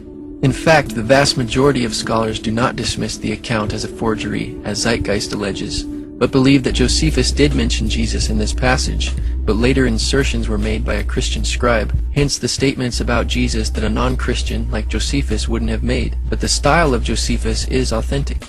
The term wise man, for example, is typical for Josephus's writings. Zeitgeist's accusation that this text is a forgery is an exaggeration. Moreover, there is another reference to Jesus in Josephus's work that is not disputed by scholars, proving that Jesus was an historical figure. He says, "But the younger Ananus, who, as we said, received the high priesthood, was of bold disposition and exceptionally daring. He followed the party of the Sadducees, who are severe in judgment above all the Jews, as we have already shown. As therefore Ananus was of such a disposition, he thought he had now a good opportunity, as Festus was now dead, and Albinus was still on the road. So he assembled a council of judges, and brought before it the brother of Jesus, the so-called Christ, whose name was James, together with some others, and having accused them as lawbreakers, he delivered them over to be stoned." So this great first-century non-biblical historian Josephus, writing just a little more than 50 years after Jesus' life and crucifixion, attests that Jesus had a brother named James, and was a real historical figure. You would think that a guy who rose from the dead and ascended into heaven for all eyes to see, and performed the wealth of miracles acclaimed to him, would have made it into the historical record. It didn't, because once the evidence is weighed, there are very high odds that the figure known as Jesus did not even exist. Again, There are not only 4 historical sources for Jesus' existence as Zeitgeist boldly claims, but 42 authors mention Jesus within 150 years of his life. We don't have time to quote them all. Expert on world religions, ancient Christianity, and church history, Robert E. Van Voorst says, "The theory of Jesus' non-existence remains effectively dead as a scholarly question." Again, Zeitgeist misinterprets the Bible, saying Jesus ascended into heaven for all eyes to see. The book of Acts chapter 1 describes Jesus' ascension in front of a very small group of people. To disregard or disbelieve his miracles and resurrection is one thing, but to claim that he never existed in the face of all the evidence is a premise rejected by even non-Christian historians and scholars. Richard Burridge and Graham Gould state that the questioning of Jesus' existence is not accepted by mainstream critical scholarship. Robert Van Voorst has stated, "The non-historicity thesis has always been controversial, and it has consistently failed to convince scholars of many disciplines and religious creeds. Biblical scholars and classical historians now regard it as effectively refuted." It was the political establishment that sought to historize the Jesus figure for social control. By 325 AD in Rome, Emperor Constantine convened the Council of Nicaea. It was during this meeting that the politically motivated Christian doctrines were established, and thus began a long history of Christian bloodshed and spiritual fraud. And for the next 1600 years, the Vatican maintained a political stranglehold on all of Europe, leading to such joyous periods as the Dark Ages, along with enlightening events such as the Crusades and the Inquisition. Regarding Constantine, Dr. Ben Witherington III writes, "What then did Emperor Constantine have to do with all of this process? Constantine ruled as Roman emperor from about AD 313 to 337. The truth of the matter is that he didn't take full control of the empire before 324, or very shortly before the Council of Nicaea. This fact alone should make evident that most theological issues, including those about Christ's nature, had taken a rather definite shape and trajectory before Constantine had anything to do with them. At the Council of Nicaea, Constantine seems to have favored Christ's true divinity, but he was no theologian, and it certainly wasn't he who wrote the Creed of Nicaea, nor can it be said that he determined the canon. Constantine mainly pronounced the benediction on the deliberations that had already been formulated. Zeitgeist is correct about the Roman Catholic Church's long history of bloodshed throughout the Dark Ages, the Crusades, and the Inquisition. However, these facts do not negate the credibility of Christianity, but rather demonstrate the sinfulness of man. Regardless of how later professing Christians behaved, Jesus taught his followers to love all people, including their enemies, and to remain peaceful with all people at all costs. Violence, bloodshed, and spiritual fraud in the name of Jesus does not come from the Bible, nor does the New Testament condone such events. But it came from the Roman Catholic Church. It was also the Roman Catholic Church that embraced pagan sun god worship. Anybody who reads the New Testament for themselves will see that violent Christians live contrary to what the Bible teaches, and are therefore not followers of Jesus at all. As presented earlier, there are numerous non-biblical historians who speak of Jesus. Thus it was not the political establishment that sought to historize Jesus. This is not to say that the Bible has not been perverted and taken out of context by the political elite for social control throughout history and even today. In the secret FEMA plan to use pastors as pacifiers in preparation for martial law, this debriefing tells pastors to help implement FEMA and Homeland Security directives. FEMA directors told pastors to preach specific passages to their congregations like Romans 13. The Bible passage often taken out of context by dictators like Hitler to hoodwink Christians into supporting him. While the Bible teaches in Romans 13 and 1 Peter 2 that God has given law enforcement officials of worldly governments the right to enforce penalties of crimes and to go to war against other nations, this is not a Christian duty. The Bible does not teach Christians blind submission to authority, but in many cases to resist the ordained powers in order to obey what God has commanded. If the state's orders are in conflict to Jesus' teachings, including murder, war, idolatry, etc., then resistance to those powers is obedience to God. Zeitgeist's argument is invalid because there are several examples of civil disobedience in the Bible. For example, Daniel chapter 3 documents a few of the Hebrews' unwillingness to compromise the commandments of God in submission to the Babylonian Empire. Exodus chapter 1 speaks of the Hebrew midwives who refused to obey the Egyptian Empire's commands to kill male babies, and Joshua chapter 2 documents the harlot Rahab who housed the Hebrew spies and hid them from the authorities. The book of Acts is full of examples of how the apostles of the early Christian church disobeyed the Jewish authorities in order to preach the gospel. Peter taught to obey God rather than men. Though the Christ myth theory, also known as the Jesus myth, is not original, it is very recent, historically speaking. The antecedents of the theory can be traced directly back to French Enlightenment thinkers Constantin-François Volney and Charles-François Dupuy in the 1790s. Proponents and authors cited in the Zeitgeist transcript have recently repopularized the theory. The questioning of Jesus' existence is not accepted by mainstream scholarship, as stated by Richard Burridge and Graham Gould in their book Jesus Now and Then, page 34. Michael Grant states on page 199 of his book Jesus and Historian's Review of the Gospels that the Jesus myth thesis fails to satisfy modern critical methodology and is rejected by all but a few scholars. Graham N. Stanton writes, "Today nearly all historians, whether Christians or not, accept that Jesus existed and that the Gospels contain plenty of valuable evidence which has to be weighed and assessed critically. There is general agreement that with the possible exception of Paul, we know far more about Jesus of Nazareth than about any 1st or 2nd century Jewish or pagan religious teacher."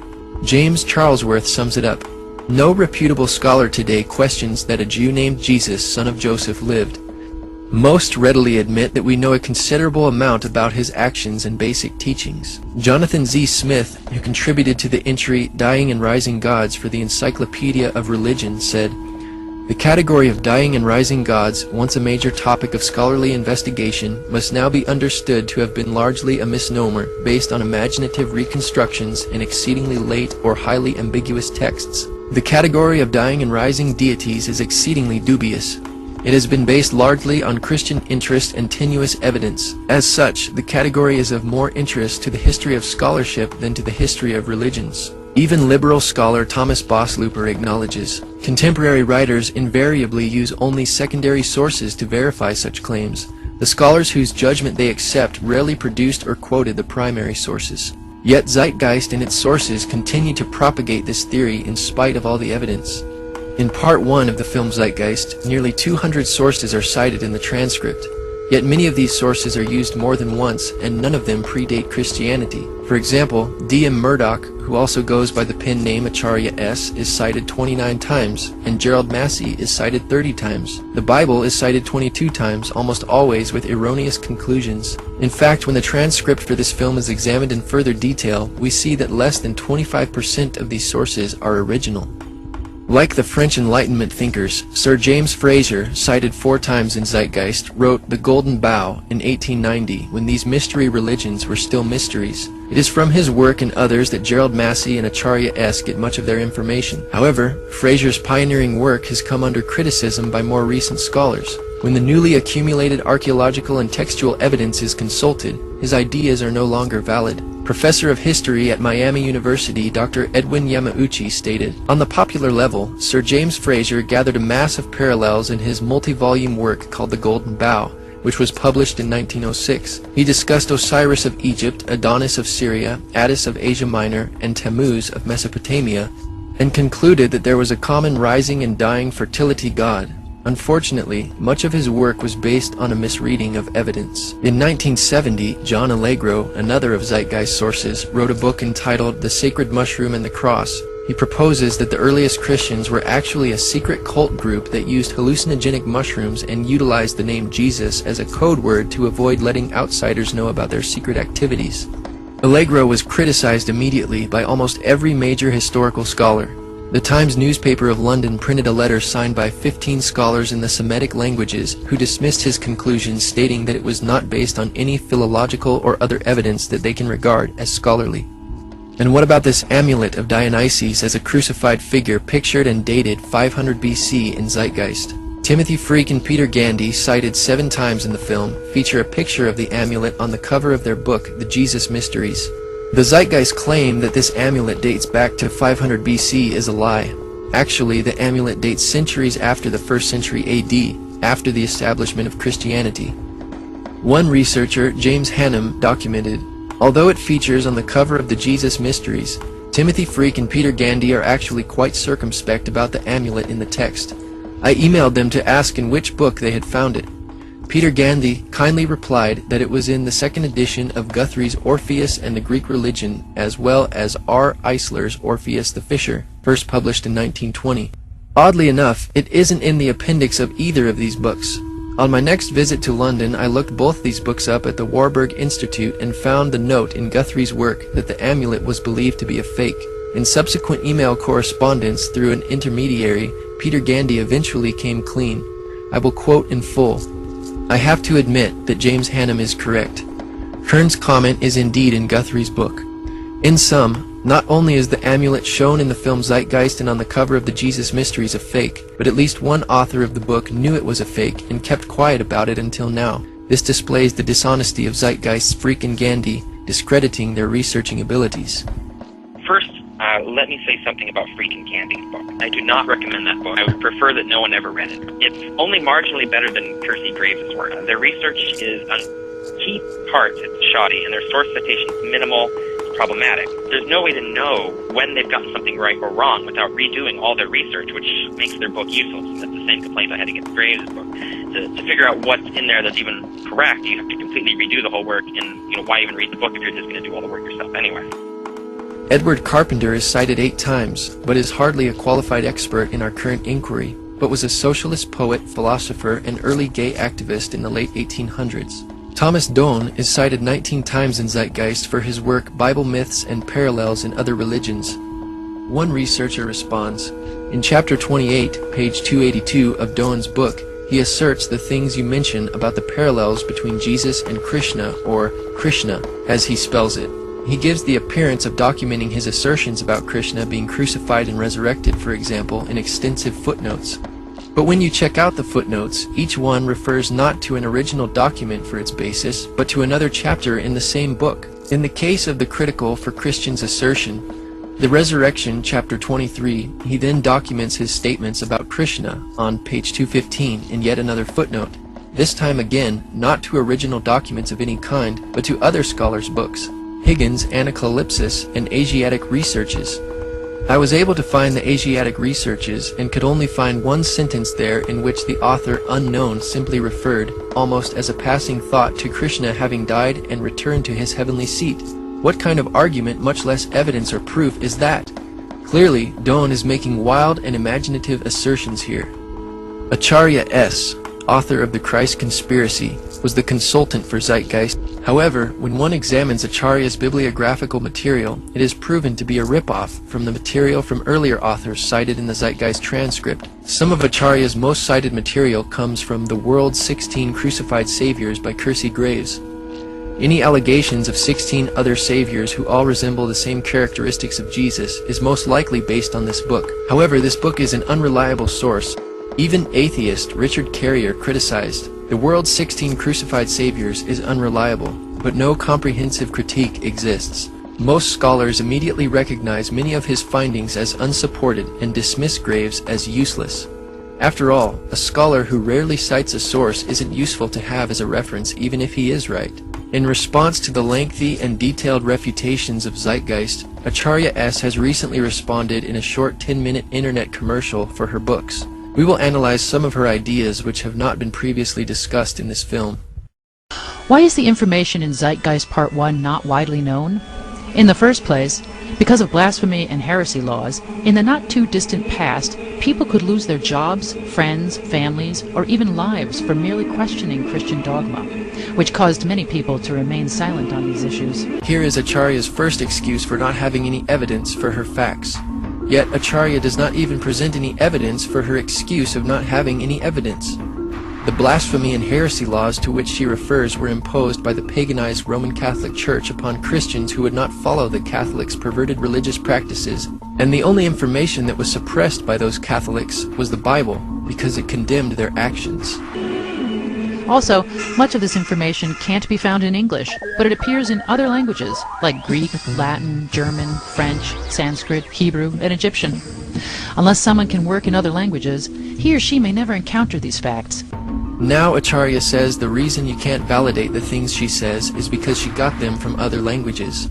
and since we can't understand those languages, she is going to avoid referencing them altogether. Many of these parallels between Christ and other gods and goddesses of the ancient world cannot be found in encyclopedia entries, and these seem to be where most of the debunkers are getting their information from. Now she claims the facts cannot be found in encyclopedias and dictionary entries, yet she cites them. Notice the contradiction here. Acharya is citing the very sources which she claims cannot be used to validate her claims.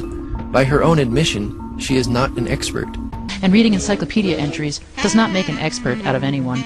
Within 49 pages, she cites Wallace Budge 47 times, who is also cited 5 times in the Zeitgeist transcript.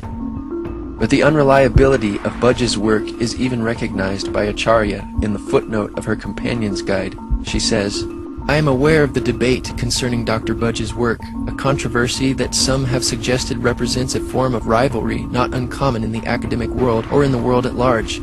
I personally have found nothing egregious about his discussion of the Egyptian religion in English, although I cannot vouch for everything in his hieroglyphic dictionaries, for instance, which are considered outdated in their system of transliterations, but which nevertheless appear to be sound overall." Scholars in past eras were less specialized, and they did in fact make these connections within comparative religion, as my research demonstrates. In reality, Acharya's research does not demonstrate or validate these connections. Even critical non-Christian scholars have rejected Acharya S.'s research, among whom is Dr. Bob Price, who said, "She is quick to state as bald fact what turns out to be, once one chases down her sources, either wild speculation or complex inference from a chain of complicated data open to many interpretations." One of the most intriguing claims made repeatedly in these books is that among the mythical predecessors of Jesus as a crucified god were the Buddha, the blue-skinned Krishna, and Dionysus. Is there any basis to these claims, which Murdoch just drops like a ton of bricks? Again, she does not explain where they come from, much less why no available book on Buddha, Krishna, or Dionysus contains a crucifixion account. When Murdoch speaks of the Christ conspiracy, she means it. She really believes the people got together and cooked up early Christianity like a network sitcom. Some of these parallels between Jesus and the other gods represent mysteries, such that these mysteries were not readily recorded. If these mysteries were not written down, then there is no evidence.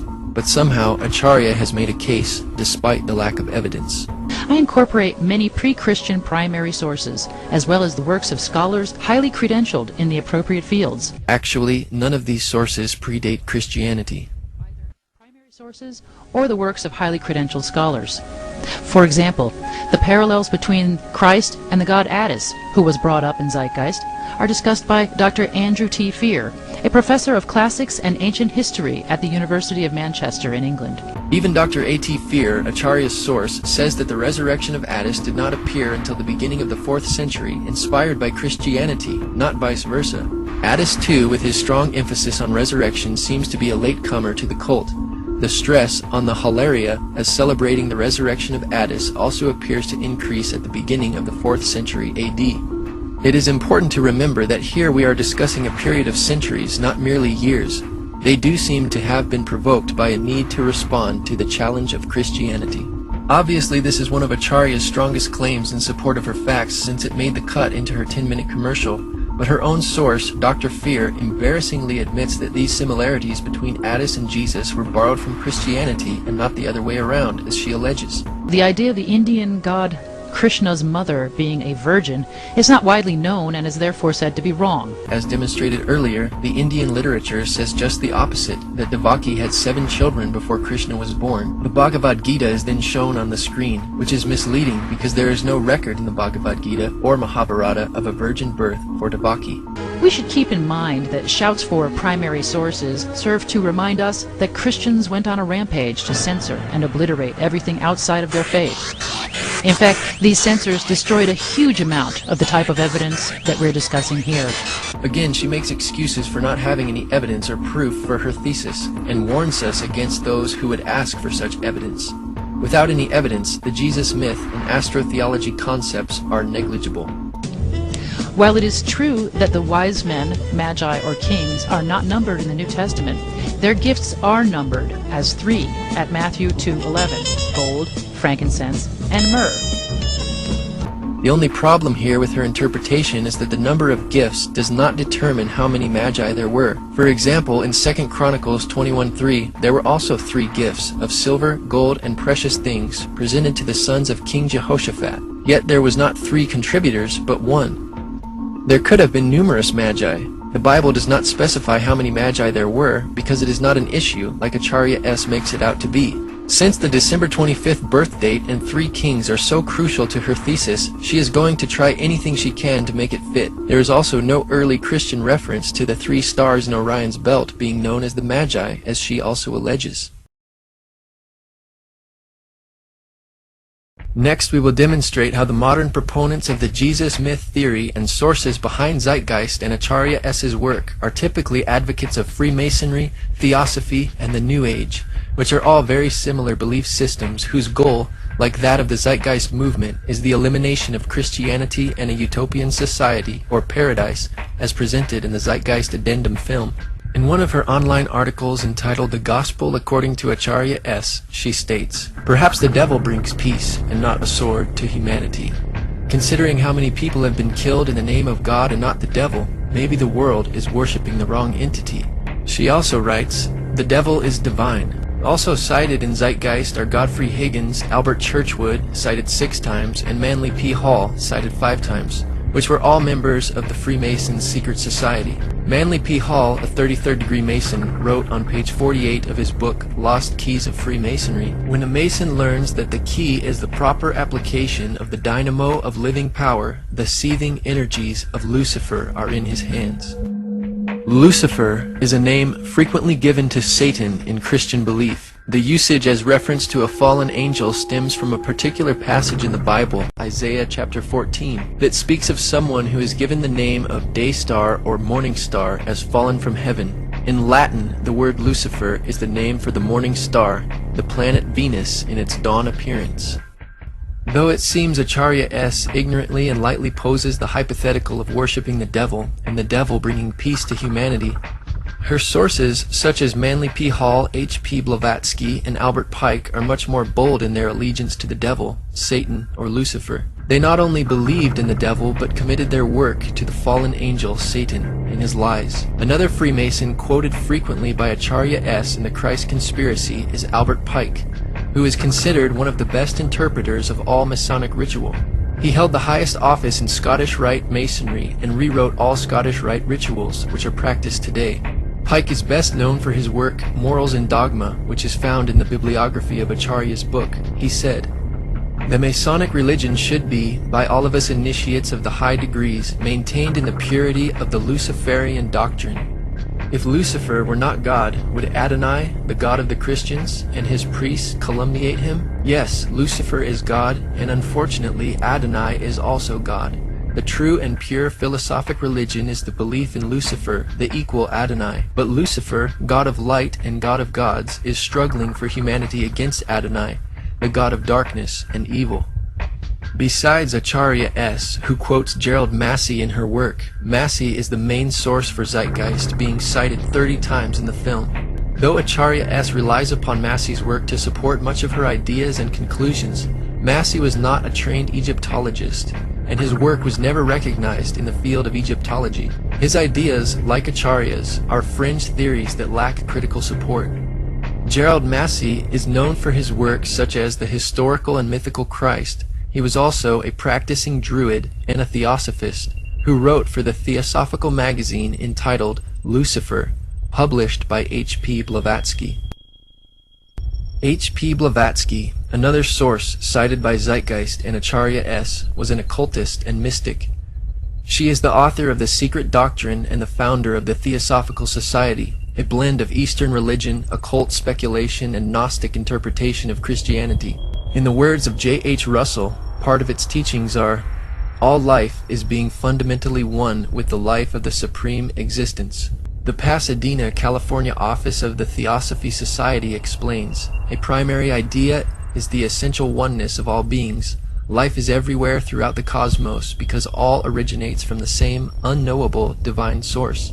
These ideas are repeated in the Zeitgeist movement. The Zeitgeist movement, in fact, is the activist arm of the Venus Project. The solution to the faltering global economy offered by Zeitgeist Addendum is the Venus Project. Venus, also known as the morning star, is also synonymous with Lucifer. In The Secret Doctrine, Blavatsky wrote, "Lucifer is divine and terrestrial light, the Holy Ghost and Satan at one and the same time." She also wrote, "And now it stands proven that Satan, or the red fiery dragon, the lord of phosphorus, and Lucifer, or light-bearer, is in us. It is our mind, our redeemer, our intelligent liberator and savior from pure animalism." Just as Zeitgeist and Acharya S. cite much of their material from H.P. Blavatsky, the Nazi movement was also founded on theosophy and Blavatsky's writing. Blavatsky's book, The Secret Doctrine, which is cited by Acharya S. in the film Zeitgeist, was known to be an inspiration to Adolf Hitler, specifically towards his ideas about superior and inferior races. In Section 3 of Blavatsky's book, The Key of Theosophy, she wrote of the three objects of theosophy. 1. To form the nucleus of a universal brotherhood of humanity without distinction of race, color, or creed. 2. To promote the study of Aryan and other scriptures of the world's religion and sciences. She also writes, "The Theosophical Society is not then a political organization? Certainly not.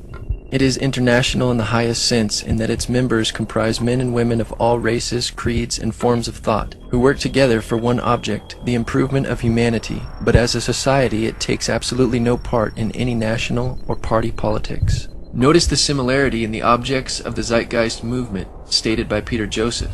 The Zeitgeist movement is not a political movement.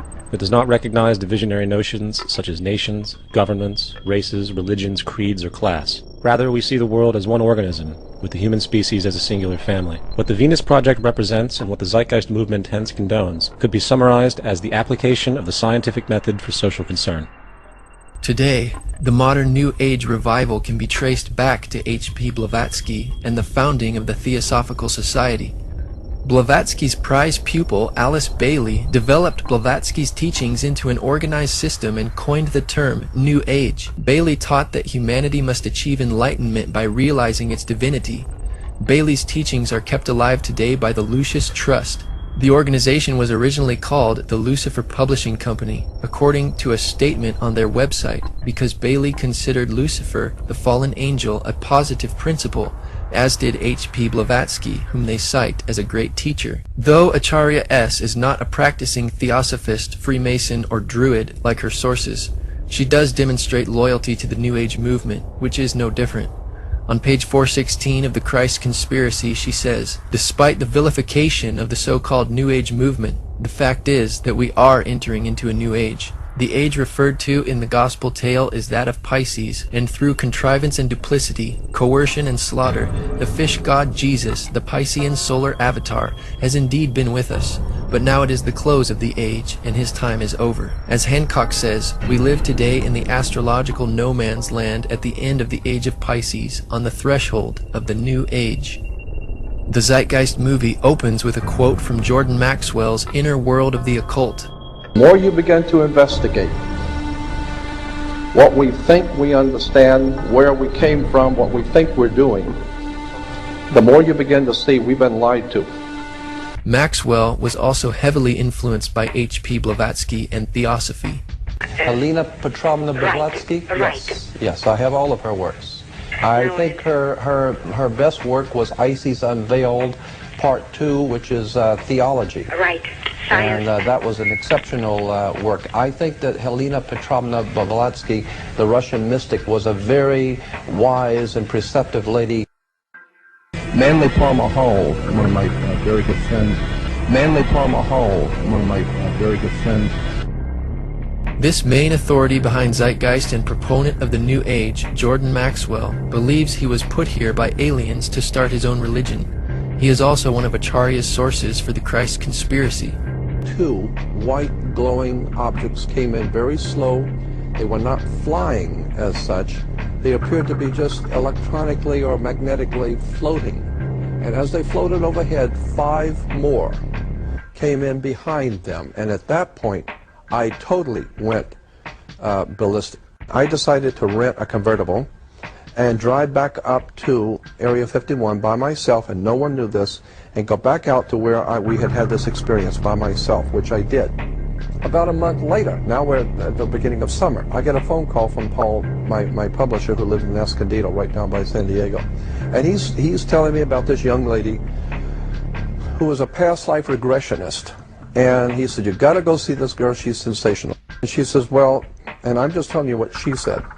She said, "They are Pleiadians, and they have brought you here to do something. And you are ultimately going to be a emissary," was the word, an emissary for them. They're going to channel through you. They're going to use you, and they will speak through you. In the end, the most relevant change must occur first inside of you. The real revolution is the revolution of consciousness, and each one of us first needs to eliminate the divisionary, materialistic noise we have been conditioned to think is true, while discovering, amplifying, and aligning with the signal coming from our true empirical oneness. It is up to you. That depends on you and not somebody else. You yourself are the teacher and the pupil, you are the master, you are the guru, you are the leader. You are everything. Freemasonry, Theosophy, the New Age, and Zeitgeist movements all represent a relentless quest towards self-deification and the integration of all knowledge and spirituality in order to create a utopian society where all is one and one is all. The Bible is also in a head-on collision with this movement because, in contrast, it teaches that all is not one, all is not God, and human beings are not God. The Zeitgeist movement and Venus Project Utopia theoretically eliminates this problem of sin and human depravity, saying, essentially, that sin, evil, and crime is not caused by free will of individuals, but is a product of society, circumstantial experiences, and money. There is no such thing as a criminal. As repeatedly expressed, the monetary system generates corruption by its very construct. As far as society today, the most fundamental condition for offensive behavior is derived from the monetary system. In contrast, the Bible teaches that humanity's crises stem from the evil and sin of humankind. The Zeitgeist movement blames money for offensive behavior, whereas the Bible teaches the love of money is the root of all evil, bringing the cause of sin back to the individual's free will and choice. The doctrines of these movements forever removes any possible fellowship with Christians. The only obvious solution to this problem is the eradication of Christianity, as Acharya S. reveals on page 416 of her book, quoting Zeitgeist source Edward Carpenter.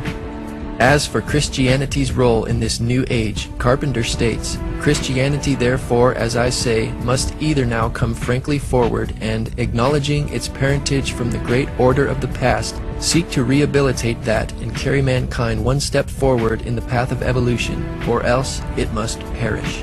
There is no alternative.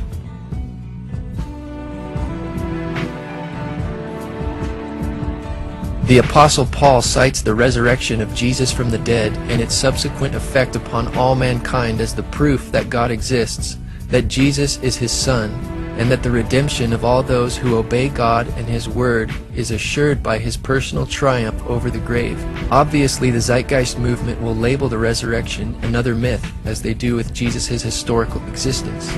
A cardinal doctrine of the Christian faith is the death and resurrection of Christ. This notion is so important that the Bible itself states, "And if Christ be not risen, then is our preaching vain, and your faith is also vain." It is easy to take the previous verse from Paul's letter to the Corinthians out of context when it is not quoted in its entirety. Paul was making a point in rebuking those who said there was no resurrection, even though Jesus was resurrected. Paul said, "But now is Christ risen from the dead, and become the first fruits of them that slept." Yet it is very difficult to take this account literally, for not only is there no primary source denoting this supernatural event in secular history, awareness of the enormous number of pre-Christian saviors who also died and were resurrected immediately puts the story in mythological territory by association. Also claiming that there is no primary source denoting this supernatural event in secular history is inaccurate. Unlike Zeitgeist claims about the Jesus myth, the New Testament uses primary sources. The writers of the New Testament wrote as eyewitnesses from first-hand information. In addition to the non-biblical sources, the four Gospels are primary and authentic sources for the life of Jesus.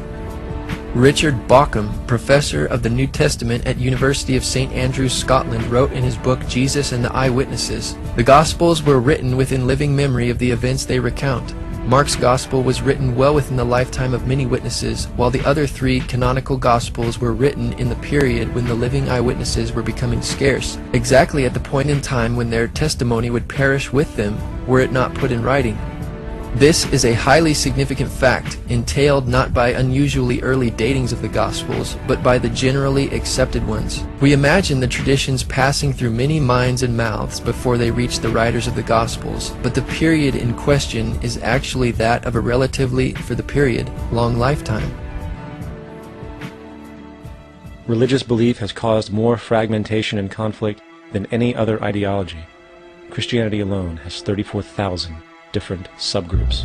The Bible teaches Christians to be unified in love, regardless of how many professing Christians today behave contrary. Concerning church subgroups, the Apostle Paul spoke against the Corinthian church creating divisions and strife, saying it was carnal to do such in 1 Corinthians 3:3-11. Christianity, along with all other theistic belief systems, is the fraud of the age. On the contrary, Part 1 of the movie Zeitgeist is in every respect a fraud. This film professes to present the authoritative truth on what Christianity and pagan religions teach, yet genuine academic research and scholarship blatantly refutes the vast majority of these claims and strongly supports historic Christianity. In terms of Peter Joseph's ludicrous astrological and historical assertions, there is truly nothing new under the sun. The point raised by Zeitgeist about the book of Revelation and the end times is important for the reason that this constant talk by Christian evangelicals may actually bring about Armageddon by setting up Christians to do battle. And I firmly believe we must not let that happen. Anybody who professes to be a Christian and does battle, as Acharya put it, is a wolf in sheep's clothing, a false prophet which is known by their fruits, according to Jesus in the Bible. Jesus disarmed every Christian by his words to Peter when he said, "Put up again thy sword into his place, for all they that take the sword shall perish with the sword." Though many wars have been fought in the name of Christianity, these wars were in direct disobedience to Jesus' commandments. Jesus said, "Blessed are the peacemakers, for they shall be called the sons of God." Jesus taught to bless them that persecute and curse you and love your enemies. The Bible says that God hates people who love violence in Psalm 11:5. John the Baptist said to do violence to no man in Luke chapter 3 verse 14. Thus the Bible leaves no exceptions for a Christian to do battle if they are to obey its teachings. Commonly, people misunderstand the difference between the Old Covenant and New Covenant. The New Covenant is God's revelation to all mankind through Jesus Christ, his Son. The Old Covenant had symbols and shadows for the Jewish people of the New Covenant. Circumcision was a symbol of spiritual circumcision of the heart. Solomon's temple was a symbol of the spiritual temple of the church. The Old Covenant had its laws written upon tablets of stone, while the New has Jesus' commandments written upon his people's hearts. And the physical battles in the Old Testament were a symbol of the spiritual warfare against sinful flesh, which does not involve physical weapons of warfare. Contrary to Acharya's interpretation, the book of Revelation is clear in that the beast or evil world empire is given power over all nations to make war with Christians and overcome them. Jesus authoritatively told Pilate, "If my kingdom were of this world, my servants would fight," implying that his kingdom is not of this world, and this is why the true servants of Jesus do not fight. Jesus also said, "From the days of John the Baptist until now, the kingdom of heaven suffers violence, and the violent take it by force." The only way to recognize a true Christian, according to the Bible, is by their love, because God is love. Regardless of whether or not somebody calls themselves a Christian, Jesus said, "The word that I have spoken, the same shall judge him in the last day."